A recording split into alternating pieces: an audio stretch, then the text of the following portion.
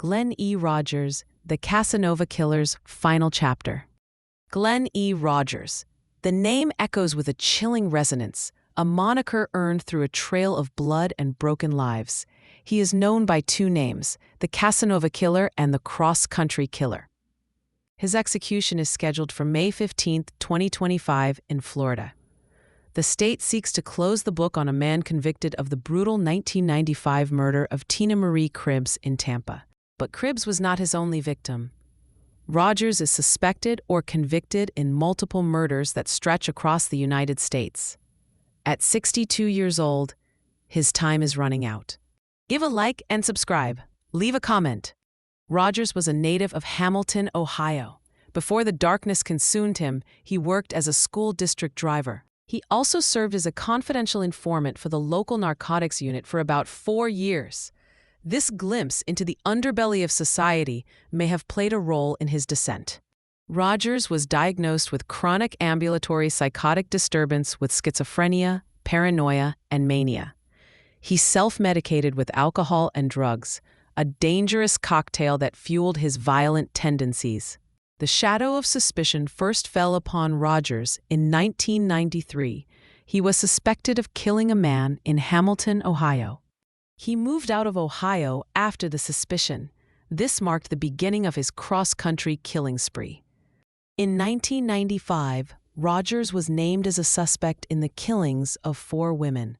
The victims were scattered across California, Mississippi, Florida, and Louisiana. Each woman was in her 30s with reddish hair.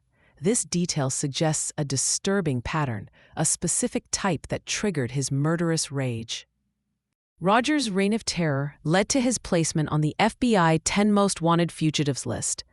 The hunt for him intensified, spanning multiple states. He was eventually apprehended in Waco, Kentucky after a high-speed chase. The law finally caught up with the Casanova Killer. In 1997, he was convicted for the stabbing murder of Tina Marie Cribbs. He was also found guilty of armed robbery and auto theft. The jury recommended a death sentence. In 1997, Rogers was sentenced to death. The timeline of Tina Marie Cribbs' murder paints a grim picture. Rogers and Cribbs were seen leaving a bar in Gibsonton, Florida, on November 5, 1995. Cribbs gave Rogers a ride. This act of kindness would be her last. Her body was discovered on November 7, 1995, in a bathtub at the Tampa 8 Inn. The scene was horrific.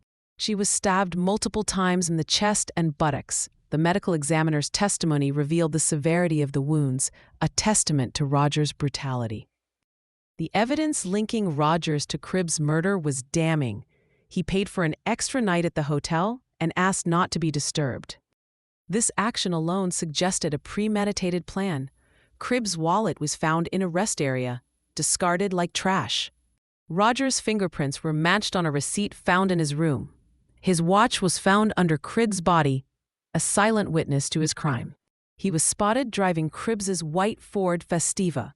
The stolen car was the final piece of the puzzle. Beyond Cribbs, Rogers' name is linked to other unsolved murders. He was convicted of the 1999 murder of Sandra Gallagher in California. He remains a suspect in the murder of Mark Peters in Hamilton, Ohio. The past continues to haunt him. He is also a suspect in the murder of Linda Price in Jackson, Mississippi. The list of potential victims grows longer. And in the murder of Andy Giles Sutton in Bossier City, Louisiana. The scope of his depravity is staggering. Rogers even claimed involvement in the murders of Nicole Brown Simpson and Ron Goldman. This claim, though unsubstantiated, adds another layer of intrigue to his dark legacy. Rogers has been sentenced to death in both Florida and California. He has spent years fighting his fate. The Florida Supreme Court shot down a direct appeal in 2001. The legal avenues began to close. He filed multiple motions for post-conviction relief and writs of habeas corpus. Each attempt to overturn his conviction failed. All motions and writs were denied. The courts have consistently upheld his guilt. Governor Ron DeSantis signed a death warrant for Rogers' execution. The final countdown has begun. The execution is scheduled for 6 p.m. EDT on Thursday, May 15, 2025. The location is Florida State Prison in Rayford. If carried out, it would be the 5th execution in Florida this year. The state is actively pursuing capital punishment. A 4th Florida execution for convicted murderer Jeffrey G. Hutchinson is scheduled for May 1st. The wheels of justice are turning. The execution is pending any last-minute appeals, but the likelihood of a stay seems slim. Florida's history of capital punishment is long and complex. From 1924 until May 1964, the state executed 196 people.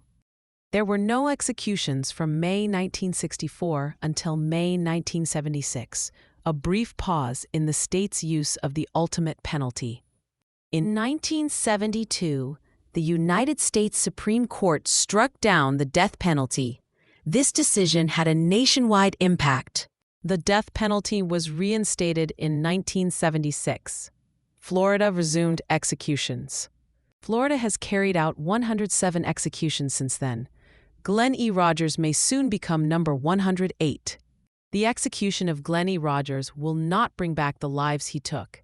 It will not erase the pain he inflicted, but it may offer a sense of closure to the families of his victims. A small measure of justice in a world filled with darkness. The Casanova Killer story is a chilling reminder of the evil that exists.